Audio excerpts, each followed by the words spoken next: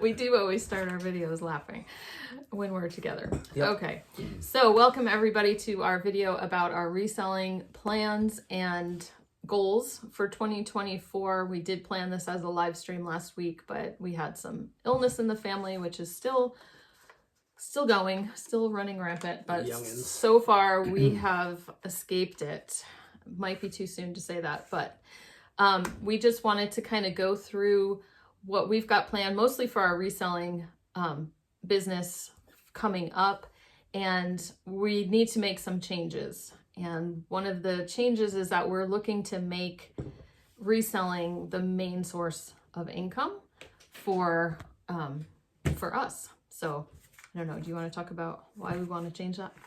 Well, changing circumstances, of course, but winters here are a little bit difficult at times for just doing what I do, being in construction, remodel, and then just other circumstances. So we've done reselling in the past, and when we do it together, we're able to kind of hammer out a lot more, sell a lot more. And so realistically, we're in a position where we may possibly be able to do it full time. Right. And Mace is a listing machine. So, the dream is let me go source and you list everything, right? That's the dream. That's the dream. Anyway, so it is a change because reselling has always been supplemental for us. We've always been able to rely on your income in construction as our main pay the bills kind of thing. And while reselling has been valuable, we've paid off debt. We've gone on vacations, just different things like that. It's been a side hustle. So you're going to treat a side hustle a lot differently than you're going to treat a main, source of income. And many of you probably already know that because you're probably already living off of the income. So we just need to explore some different things as far as our sourcing and our listing and things like that, how to be more efficient, how to work a little bit harder, and keep better track of our spending, even just in our personal lives too. We might need to cut back some things, but we also don't want to lose our enjoyment from reselling, right? So otherwise we would just go get jobs out and about. But we like reselling, so we want to keep doing it and see, like we said, if we can do this on a full-time basis. There you go. Okay, so let's talk first about sourcing and any changes we were going to make in that regard. And I think it just basically comes down to being more selective. Like I said, if I had the luxury of when my reselling business was supplemental, I have the luxury to kind of just emotionally find all the fun vintage stuff and, not think so much about profit. And Sure. But when we first started this, you were focused on vintage. Right. Primarily. And so you find cool vintage things that spoke to you, and then you find a place to rehome them, right? And you make some money at the same time. Right. It wasn't like, okay, I need to pay the bills with this. It was supplemental. And so you could kind of go a little bit more on emotion. Right. I mean, we still learned, the hard way. Yeah, we still made money. We sold some good things. But we also, you learned, or we learned that something that speaks to you personally isn't necessarily what the vast majority of people want to buy. Right. So if you're looking at doing it for, a business, shifting that focus. And we've learned that over the years. Right. We sell things that we aren't particularly drawn to because they sell. Right. So just kind of getting that a little bit more in line so that we can make sure we have more turnover. Right, exactly. And vintage can be a slower turnover, right? So vintage, it takes the right person. You might get really good profits from that, but it might take a little bit longer. Yeah, it could be a year. Yeah. And so you have to kind of mix that in with newer stuff that's going to flip a lot faster. Which is where we're at kind of at this point. With clothing and things like that. We've got a nice mix, but just ramping that up. Right. Okay. So we also need to source more from our profit piles, like you guys saw in that video. We actually sold something from that already. We sold a couple things. Two things. Well, one clothing piece I showed in that video. That one sweater already sold pretty quickly. And we've got views and watchers and all sorts of stuff on some of the other stuff that you've listed. And then there was a hard good item that was in our profit pile that I didn't show on that video, but I'll talk about it in my what sold. So yeah, working on the profit piles, because we've already invested that money. And if we need to be more careful about our spending, then why not list what we already have? It just makes more sense. So, and then as far as where we're going to list, we like the bins, right? The bins are great because, I mean, a big bag, like a 55-gallon garbage bag, I mean, you could have that stuffed to the rafters and it's $10. Right. So you sell one item out of there for $10, which is pretty easy to do. And the rest of it's profit. Right. So it's hard to, scoff at that. Right. But you also end up coming home with a lot of items that aren't necessarily worth a lot. But since you have them, you feel like you should list them. So it's a matter of, weeding those out before you clean them and do whatever you need to do. Be willing to let them go. Redonate the things that are, just not worth the time to list. Right. And focusing on the stuff that is worth it. And I've talked about it before on the channel, being at the bins, you don't have to stop and look things up on your phone. You can just you're paying pennies for these items. And so you can go home and look at it and be like, oh, that's not worth it. And then we need to just be willing to give it back. Right. Yeah. Just to me, I see the value in it. But because it is valuable to somebody, but getting it to that person, it's just probably not necessarily going to be worth it in the long run. Right. And my method at the bins, I tend to focus more on the hard goods. I don't dig in the clothing as much. A lot of the clothing, I mean, we found some good pieces, Patagonia and I don't know, all sorts of things, but there's a lot of just bread and butter clothing there as well. So I tend to just kind of focus on the hard goods, and I might just bring up like a pile. You guys have seen my videos, a little pile of hard goods, and she's like, $2, right? And so, just being a little bit more selective in that sense, and then definitely more selective at places like Goodwill and our other thrift stores, because their prices have gone up considerably. So focusing on, like I showed you, I picked up a shirt yesterday at Goodwill. And it wasn't super cheap, but I looked up sell-through rate. It was a Travis Matthew long sleeve polo. And the sell-through rate was like 200% or more, right? So to me, that shirt is going to sell quickly. If we only make $15 on it, but it's a fast $15. It's cash flow. And when you're running a business, cash flow is king, right? It isn't necessarily about getting maximum profits. It's about having regular cash flow. So you don't want to bypass stuff like that, just because it's not a high seller, because it's going to sell quickly, and you get your cash flow. Whereas the other thing I had that I put back was a vintage like 90s shirt. I can't remember who it was. It was Tommy Hilfiger or something like that. But it was cool. But I probably was only going to get, again, $15 or $20 for it. But it could take like a year for that to sell. So I was like, no, you know what? If it was 99 cents, maybe. But not. Or at the bins. Right. Okay. So, and speaking of our profit piles, I also wanted to talk about listing some of our things like patterns, flatware. And flatware.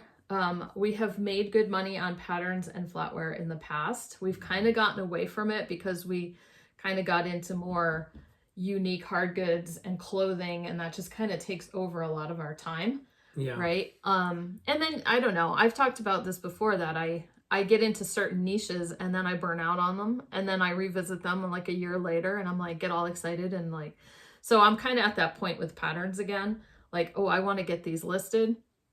And so I don't know, you talk about that, because we were talking about the business side of it, and like being able to hammer things out.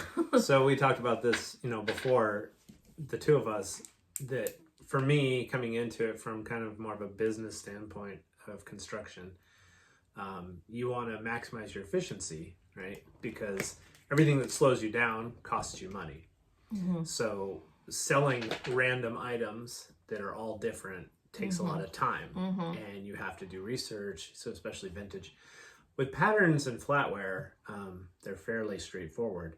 They're really easy to ship, which is great, because that's shipping, faster. Shipping breakable, shipping, really cool teacup that you sell for $50. That's awesome, but it takes you shipping materials and the time, and you got to make sure it gets there safely, and you're worried about what if it breaks. So you have all of that. A pattern is just so simple. Front and back, make sure it's uncut, or even if it's cut. I have a bunch of jewelry too. Jewelry, Yeah. flatware, right. So all of those, to me, from a business standpoint, if you focus primarily on those, you maximize your profits because you're not spending a lot of extra time on getting it listed, getting it sold. It's faster. Right. So you can kind of burn through those. It might not be the most enjoyable thing to do, but it's what makes the money. Why I haven't done it. Because but that's what I'm going to try to focus on. Right, because he's very good at just like shutting his brain off and just doing what needs to be done, right? Like I'm just like, I just listed 4 patterns. I'm so sick of patterns, you know? Yeah, no, I mean, that's true. And I get that. I think that's just where coming into the process, it's not better. It's just different. I just look at it differently. I want to hammer out, 15, 16 of the same item. Right. Because it's fast and easy to do the same and thing. You feel accomplished. Yeah, I don't have to switch gears on every item. So for me, I'm more efficient. It's just different ways of selling. Yeah, reselling. So patterns and flatware for the most part. Jewelry, things like that. And then, just focusing on those things. And then I've sold Lego in the past and done pretty well with that, where you buy Lego in bulk and then you kind of cherry pick the parts that have more value, or you can even rebuild sets, and those sets have more value than the pieces and parts. And so the boys and I would just spend time together playing Lego, but then you're able to then take that thing that you made, sell it. We did a lot of that during pandemic. Yeah, and then you also just get kind of the excess Lego you get to keep. Yeah. And in that last video about digging into our profit piles, that is our Lego room that we were in that has slowly, we've just switched it over to more of a reselling room. It's going to be both. It's both because the boys are more often on their computers than anywhere else. So, okay, so now let's talk about the listing process, the listing flow. Anyway, so the only changes I was thinking of making, one is like mental. In the past, we've listed, Mace ends up listing on eBay, right? He does the eBay listings, just kind of pounds them out. You do a lot of the Etsy, a metal and tweed listings. I then pull them into Vendu and I cross post a bunch of stuff into Poshmark, and I handle Poshmark and Depop and things like that. But so Mace's view of it is like, he just listed like 20 things on eBay, and we're like, man, we didn't sell anything on eBay this weekend. But because of all the cross posting and listing on different sites, we sell some of those things over on the other sites, right? But it doesn't feel like, from your point of view, it doesn't feel like you felt like you did all this work with eBay, and eBay is not giving us anything back, right? It's sporadic. I mean, it goes up and down. All of a sudden eBay will wake up and it'll go crazy. So just trying to mentally think of our inventory just as a whole, and we're still playing around with this. But we have Vendu as our cross listing program, and we want to use it more if we're going to make more. We've started using it. Right. And so we've started experimenting with starting our listings in Vendu. So that's kind of like the home for the listings. And then it's really the way it's designed. Yeah. It goes a little bit more efficiently. There is a learning curve to getting... Why'd you point at me? to getting... Let's just say that I've had to redo a number of listings because of jumping the gun. Okay. So in any case, we're kind of experimenting with that. So I think it just kind of helps us to look at our inventory as a whole. It does. And then we're cross posting, and now we want to make sure we're going to cross post stuff to Mercari, more stuff to Depop, more things to Posh. We have been, but it's we were primarily listing it on eBay first, and then importing, and then you would cross post, and then you got me involved. Right. But it's like we're pulling stuff in. So instead now, if we list it in Vendu, then it's already there and it's set up like you said. So now you can It quickly cross cross post, post faster that but way. it's all interconnected. Mm-hmm. So you don't have to do any extra work. If it sells on one, Mm-hmm. it delists it. Right. So right now, if your computer is on and running, it will auto detect sales on eBay and Posh. I think they might have just added Mercari as well, and it will delist it automatically from the other sites. But your computer, your desktop has to be on and running for that to happen. But in any case, even if you have to go in, Vendoo has an app. So if we're out and about and something sells, I can go into the app, I can delist, or I can mark something as sold, and it delists it from all the platforms at once. So as long as everything kind of stays connected that way. Right. So I can talk about Vendoo, in another video, if you guys have any other questions about that. But so that's one thing. Cross-listing, kind of just working that harder, right? Yeah, for sure. And then what about, go ahead. Oh, sorry. Just the one thing about cross-listing that for me mentally coming into it, like you already said it pretty well about the fact that like I would list on eBay. You're selling stuff somewhere else. I don't see that really. So it's like mentally like, oh, it's not working. I'm working, but it's not selling. But that idea of with the Vendoo, so if we have 200 listings on eBay. Oh yeah. But if you cross-posted those 200 listings to Posh and Mercari, and wherever else that we might try, you actually, so each time, so it's like you have 400 if you cross-post to Posh, you have 600 if you cross-post to Mercari. So you actually have more listings than you feel like you do, because those are more, that's more market to find those items. So for me, psychologically, if you cross-post, you feel like you're actually accomplishing more because your stuff is more visible. Right. So yeah, I saw someone explain it kind of like that there are people,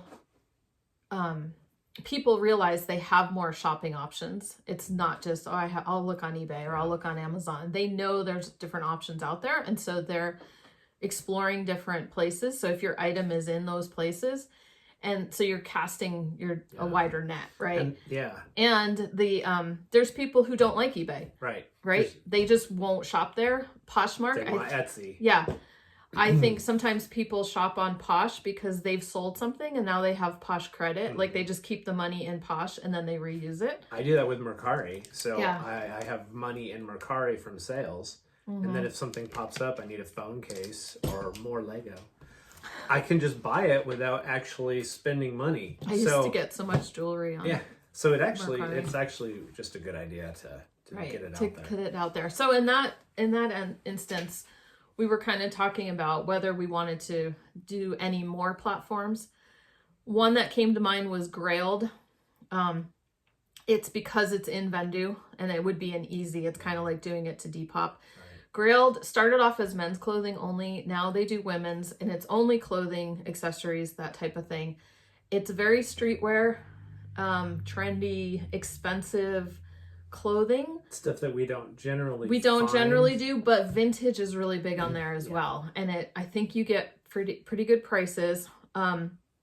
The things I've read about in like Facebook groups about it is, I don't know, people are like, I had 2 Grailed sales the whole year. It's not worth it, right? Kind of like Depop, but I just think the more you work it, you will get some sales. And hey, if you get a few sales that are higher priced that didn't sell someplace else, I think those Red Wing boots would be a good one to put over there. Yeah, something that's like higher end, harder to find. Yep, that people are willing to pay a little more for, but don't expect it to go quickly. So again, it's not necessarily it's going to be a good decision for like cash flow. Right. You have to have your bread and butter, but why give something away for half price on another site when you could potentially get twice as much? And if Vendoo takes a few minutes to just pop it over there, you're already invested, you're already doing that. It's simple. So if any of you have experience with Grailed, it's Grailed if you've never heard of it before. The other one we thought of is maybe Cherish. Something you might have seen like First Dibs, Cherish, the prices if you're like comping prices on Google. You know, the prices are insane, but there are resellers who sell on there. And so that would be mostly like home goods and things like that, that we think are, again, higher end stuff.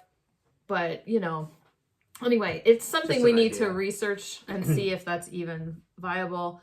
And then I've done a few sales in Facebook groups, and so we have to kind of decide whether we want to keep going with that, if that's worth the time or not. We talked about it. It's worth it if you're looking to move product quickly to liquidate. But again, you know, just kind of comparing, for example, you know, in the past we have a garage sale and I take Friday off to do a garage sale. We're losing money. And so if you're, you know, scheduling time to do a Facebook sale, you're taking that away from your listing process. Right. You're probably not making money, but you're liquidating. But you're moving so stuff. You might do that as like a little side hustle to your side hustle. Right. Like sell those things that you just can't move. Or to help you get on top of the backlog. Yeah. Right. So you're not feeling so overwhelming. Because you've done them and we've done pretty well. Right. Right. And I was thinking about that last one I showed in my What Sold video. I did one for vintage cats. And like I said, it wasn't terrible. Like I only made like $77, but I had only listed 25 things. And so it wasn't like I had, you know, 100 items and I only sold 6. The proportion was actually not that bad. But what was interesting is that because I had pulled out my cat stuff, some of my more valuable cat stuff, I was like, wow, it's out. Let me throw this on Ruby Lane. Right. And I sold 2 of the higher priced items on Ruby Lane this morning. Right. So that's the benefit. It just gets that inventory out and you're looking at it and you're like, oh, maybe I'll throw this over here and see how it does, kind of thing. But so just working those sales into our process a little more consistently. Right. And I was thinking too, as you were talking, is that setting up those sales takes a little bit of time. Not as much time as listing everything individually, but it can take a chunk of your day to like set up one of these sales. But if you could do a little bit of it one day, you know, take all the pictures one day, write all the information down another day, schedule it for another day. Like, so it might not take up a huge chunk of like one day. Okay. So as far as the shops we already have, open and going, we've gone back and forth about what to do with our flatware shop on Etsy. We've decided to keep that open. I have lots of free listings in that shop. They had a referral program back in they probably still do. If you get someone else to open up an Etsy shop, you get 40 free listings. And so before my YouTube channel, I had a blog and I blogged a lot about Etsy because it was my favorite back then. And so I got a lot of people to open Etsy shops. And so I got 40 free listings over and over and over again. And so I still have a bunch of free listings. So we decided to just take advantage keep of that. using it. But we're going to focus on putting flatware in that shop that we know historically does well on Etsy, vintage and atomic. I only have like 30 listings in there right now. And I've had a few sales in the last, you know, month or so. And it's atomic. Yeah, it's always it's mid-century. It's all that kind of stuff. Yeah, so the Echo, you know, anything with the wood handles, not the wood, but the rosewood handles or the black. Just very mid-century. Lots of interpure sales. Always sells best on Etsy. So focusing on getting those in there, but then also just cross-posting, like not just like, oh, I'm only going to list it on this Etsy shop. Right. We're going to go ahead and list it on Vendoo, put it into that shop, put it on eBay, wherever else we feel like it, Mercari, Poshmark, whatever, and just see where it sells.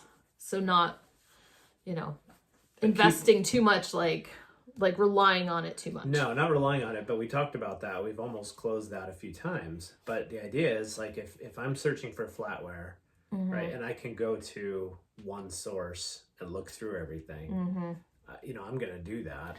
Especially if I'm looking for a specific kind of flatware, like mid-century flatware, you know, because I could scour eBay, but to go to an Etsy shop and it's just all flatware. Right. For me, that's how I would shop. And so imagine that there's other people who probably would too. Right. So, and honestly, what I had learned in the past about Etsy flatware is that people there will buy emotionally and not buy specifically by brand or by pattern. They just see something and they're like, oh, that's cool. That's cool. And they'll buy it. And it's a one-off, right? They might not find that anywhere else, so they better buy it if they really like it. Right. And I've sold plenty of like non-branded, just like stainless Japan flatware, that might be harder for people to find, but people are trying to match grandmas or, something like that. So, okay. And then Metal and Tweed is our other Etsy shop. And we're talking about changing the name of that one. Yeah. I mean, nothing big. It just doesn't. It's just Metal and Tweed when we first started it way back when. I mean, that was a good long time ago. It was kind of focused on more masculine vintage decor, and it was going to be like men's accessories, like clothing. So, we'd have tweed ties or, just tartan plaid ties and things. And they sold really well. It's not really what we find anymore, and it's not what we focus on.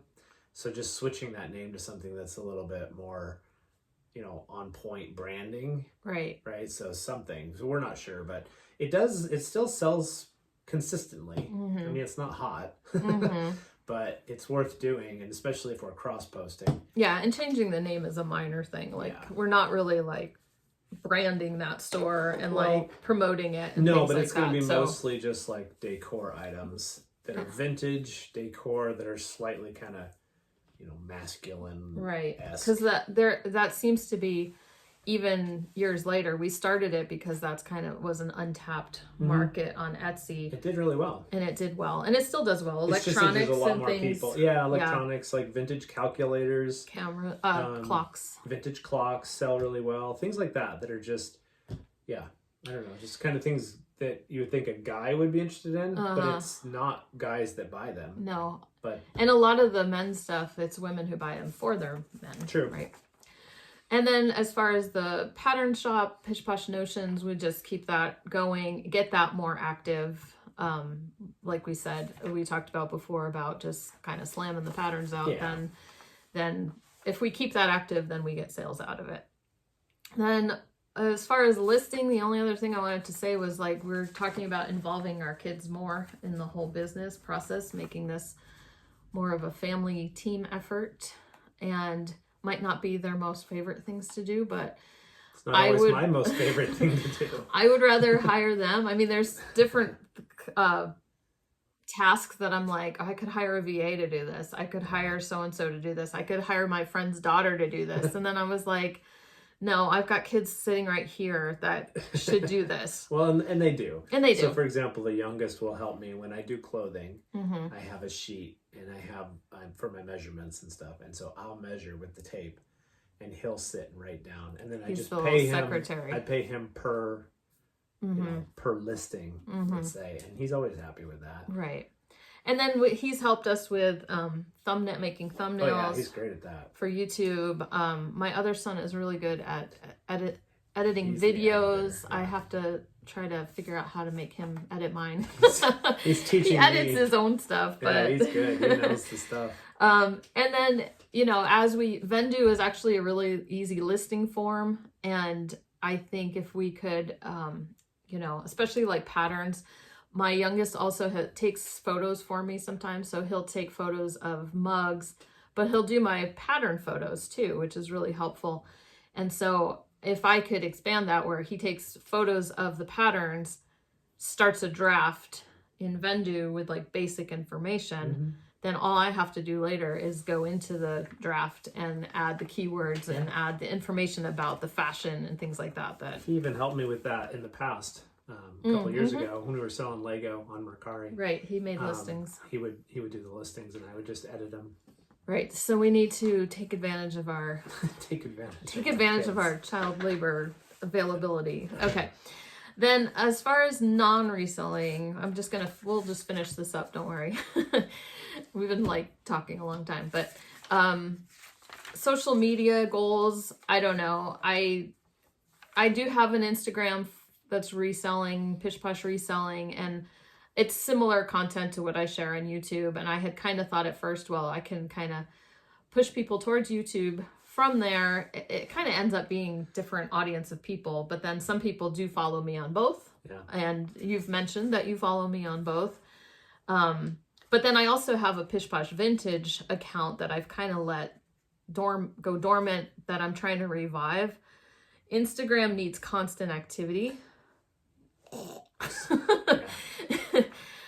And so there are more ways, like I can actually put a price on items I promote on Instagram now, and people can ask. So if I can maybe promote more items to sell, go ahead, honey. Okay, sorry. So what I've noticed in my Etsy shop, Yeah. because I was thinking, oh, I should promote on Instagram, Mm-hmm. but I've noticed from way back when I was doing it for work, I'd get a lot of interaction, and now I get none. It's like the only people who see it are the people who already follow. Right. So I was looking at my Etsy analytics, and I was getting most of my visits from Etsy searches, from basically Google, and then the other one was Pinterest.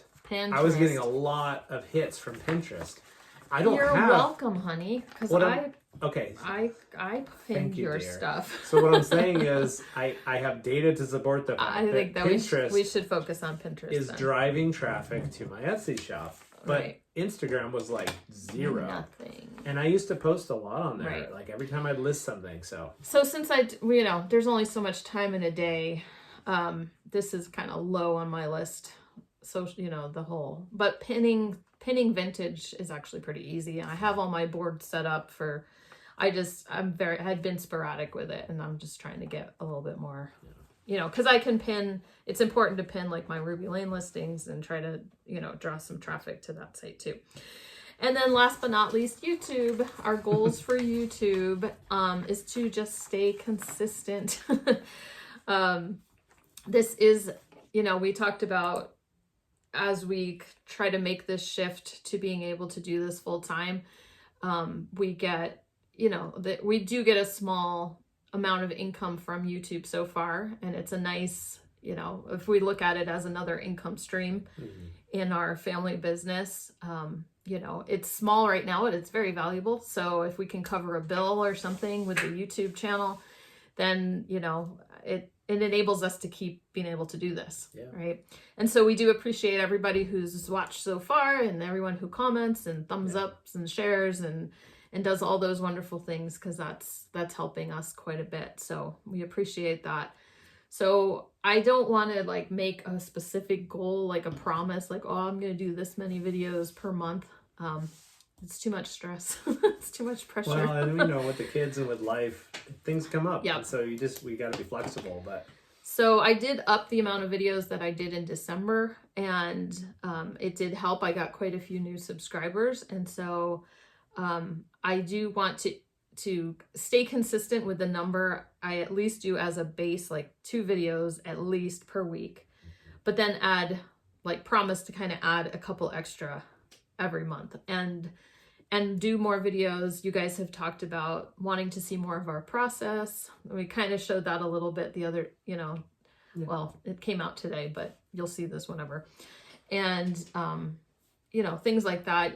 And then more education videos, more like what to sell type videos usually seem to be appreciated.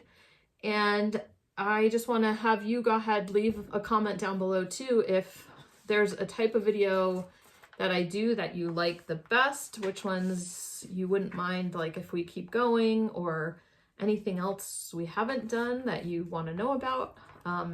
Feel free to leave that in the comments below. So we are going to finish up now, and this upcoming week, I think we're going to just have a what sold, and then I'm trying to put together my top 23 sales of 2023. Last year I did top 22 of 22, and I'm going to have to stop at some point. Otherwise the video would be way too long. This might be the last year I do top 23. Because, I might.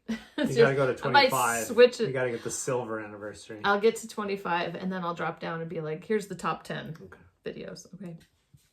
I hope you all are still around when I do that. Okay, everybody. Thanks for watching, and feel free to leave questions down below.